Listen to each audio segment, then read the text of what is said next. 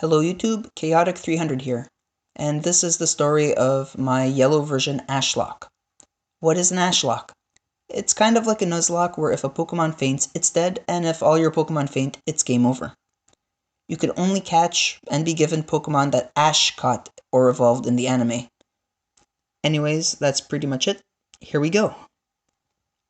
Our story starts in Pallet Town, where Ash, a 36-year-old man-child, leaves his mother's house and steps into some tall grass where he is immediately stopped by Professor Oak, who then catches a wild Pikachu with a single Pokeball and drags Ash back to his lab by the ear.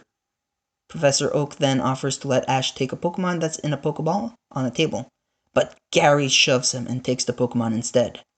Professor Oak gives Ash the Pikachu from earlier and Ash kicks Gary's butt in a Pokemon battle, at which point Gary triumphantly runs off like a cowardly wimp.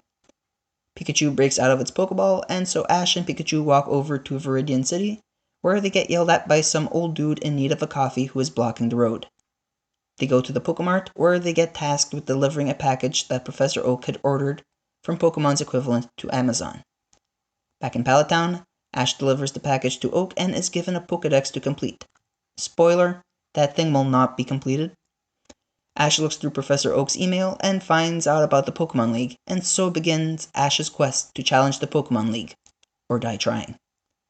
Ash and Pikachu get a map from Gary's sister and head back to Viridian City, where they are stopped by the same old guy as before.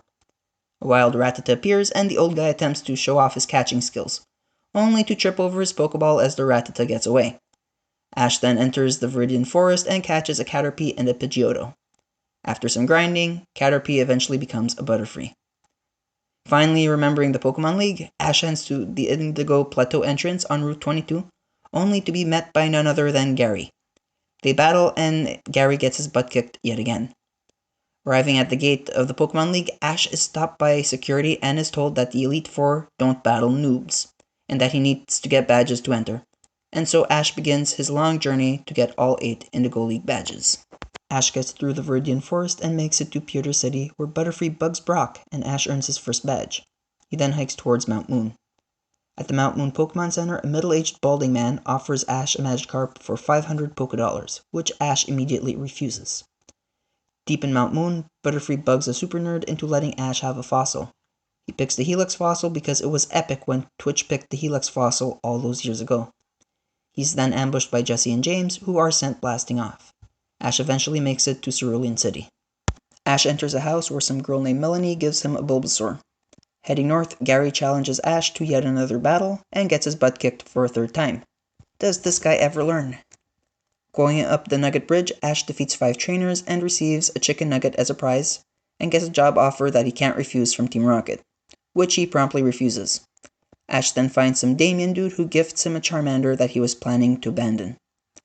Before challenging Misty, Ash consults with the Helix fossil and deposits Bulbasaur and Charmander for the Misty battle, as Ash only had Pikachu, Butterfree, and Pidgeotto when challenging the Cerulean City Gym in the anime.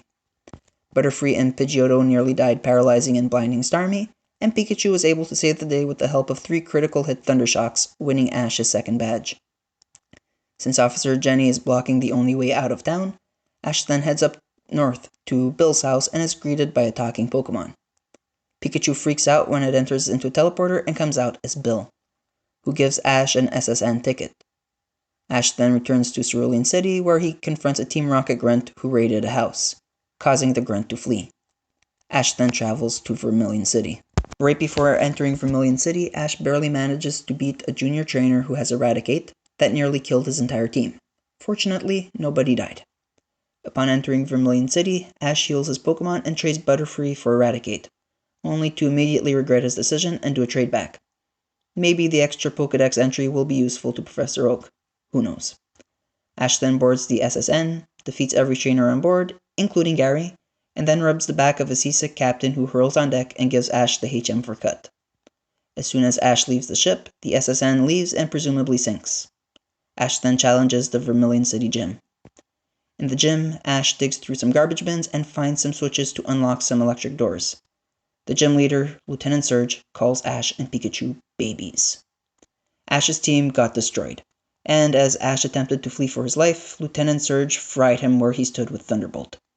Professor Oak gave a eulogy about how few Pokemon Ash registered to the Pokedex with only 49 seen and 8 owned. Meanwhile, Gary becomes the Kanto champion and Giovanni never disbands Team Rocket. The Ashlocke ended in failure, but it just feels right that the Pokemon that ended this run was none other than Lieutenant Surge's Raichu, which was the gym battle in the anime where Ash and Pikachu got absolutely wrecked for the first time. Anyways, I had saved in front of the gym battle to get some gameplay footage for this video, in case things went horribly wrong, which they did. However, the battle went a bit differently while I was recording the battle. So think of this as an alternate ending. Enjoy.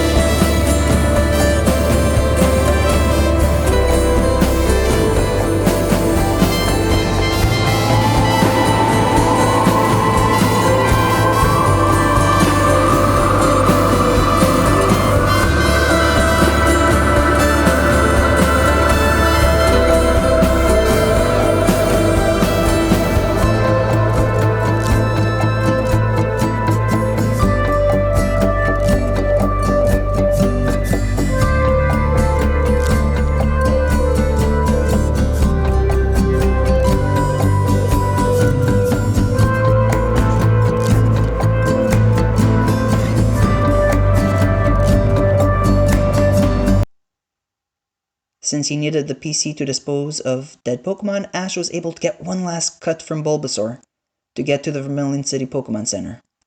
On his way there, Officer Jenny saw that Ash had a Thunder Badge and, figuring that he must be a good trainer, gave him a Squirtle.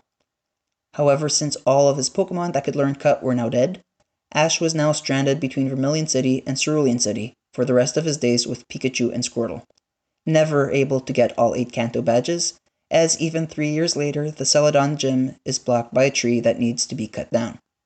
Gary manages to become the Kanto champion, and Giovanni never disbands Team Rocket. The end. Anyways, I hope you enjoyed this failed Ashlocke. Was it winnable? Yeah. Definitely should have grinded a bit. Would Ash have grinded though? Probably not. Which ending to Ash's journey in this Ashlocke did you prefer? The original or the alternate? Anyways, thanks for watching and have a good day.